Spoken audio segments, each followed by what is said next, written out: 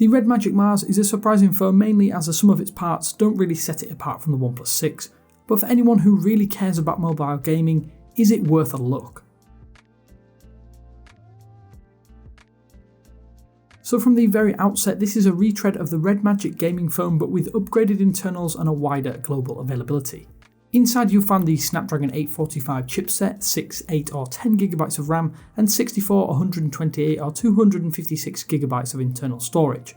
That's all backed by a 3800 mAh battery, which does manage to see me through a solid day of usage. Gaming, however, is another question, but we'll come back to that shortly. As this is basically an upgrade over the slightly older handset, the design remains almost identical to the original Red Magic.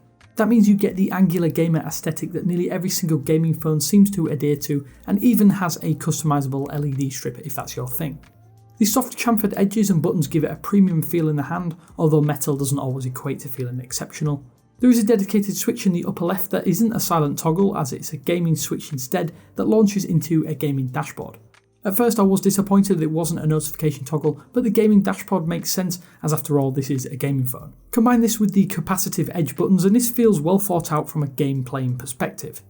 There's also a headphone port too, which is a great addition if you want to use a gaming headset for instance, and internally there is supposedly a high quality DAC inside too. I can't say I'm a huge fan of the fingerprint reader as well on the back despite it being quick. It is small and although it is well placed and fast, I would have liked it to be a little bit bigger. Overall, the design from the very outset is very aggressively gamer, but around the front the phone is less obvious. Unfortunately, the LCD display on this phone does not come with a high refresh rate. It would have been nice also to have switched to an AMOLED, but the Full HD Plus display is acceptable if nothing special. I have to say though, I found it doesn't look as good as some similarly priced devices, but for gaming it's important that there is no notch eating up your display in my opinion. As for software out of the box, the Red Magic Mars comes with essentially stock Android Pie out of the box with a custom launcher on top. With the Snapdragon 845 and 8GB of RAM in my unit, it really does fly with anything and everything.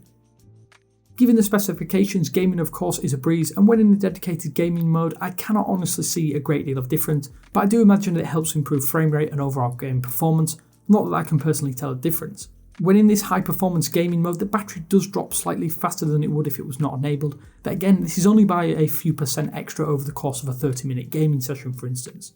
I have to say battery life in general has been pretty impressive. The lightweight OS and of course intermittent gaming hasn't taxed the Red Magic Mars at all in my usage. Heavy gamers, well, I would say keep the charge cable nearby just in case, as it is always prone to big drops with certain games for instance. Of course, as this is a gaming phone, I didn't expect the camera to be up to much, and it surprised me at the quality of the stills. They're not terrible by any stretch, but neither are they exceptional. I'd say they're simply okay. At first glance the dynamic range and colours are great, but there is a real distinct lack of detail once you start zooming in. Video too is also not perfect. You can record 4K 30fps, but there aren't many video modes to speak of. I don't think the overall camera experience is disappointing, but it is very lightweight, so that's worth noting.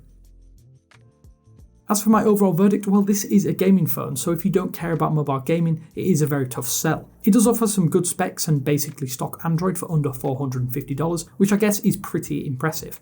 In all honesty though, I think you are better off going for the OnePlus 6 or the OnePlus 6T though, even if you are a hardcore mobile gamer. The reason being that you can get the exact same specs and a much nicer design with an even better display and similar battery life for around the same price, plus it includes much better OS update support long term. If you are a hardcore mobile gamer, then tell us what you think in the comments section below, and then remember to subscribe to see more videos just like this. Anyway, this is Damien for 9to5Google saying thanks again for watching, and I will speak to you later.